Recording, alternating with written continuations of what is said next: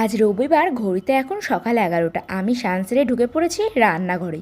আজ রাতে বানাবো, না কি বানাবো বলবো না। আশা করি তোমরা এই জিনিসগুলো দেখে বুঝতেই পারছো কি বানাবো। আসলে আজকে সন্ধেবেলা আমার 4জন বান্ধবী আসবে, আর ওরা বলেছে ওরা আমার হাতের রান্না টেস্ট করবে। ওই জন্যই আর কি সকাল সকাল ভাবলাম একটু চিকেনটা কষিয়ে আলু আর বেরেস্তাটা ভেজে গুছিয়ে রাখি। সব কাজই গোছানো থাকলেও বিকালবেলা ঘুম থেকে উঠে বিরিয়ানিটা বানিয়ে নেব।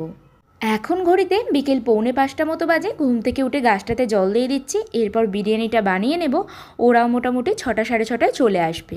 বিরিয়ানিটা সাজানো কমপ্লিট, এবার শুধু দমে বসানোর পালা। ওরাও আসার সময় হয়ে গেছে, এবার একটু ফ্রেশ হয়ে নেব। এই যে সবার প্রথমেই আমাদের কিউট পুচকু মিশুক সোনা চলে এসেছে। তারপর একে একে সবাই চলে এসেছিল, আর সবাই মিলে বসে একটু আড্ডা দিচ্ছিলাম। এইদিকে বিরিয়ানিটাও আমি সার্ভ করে দিয়েছি, আর মিশুক সোনার কাণ্ড দেখো, ও মায়ের থেকে আইসক্রিমটা কেড়ে নিয়ে নিজেই খেতে বসে গেছে। আজ এই পর্যন্তই, ফিরে আসছি আবারও একটা নতুন মিনি ব্লগ নিয়ে।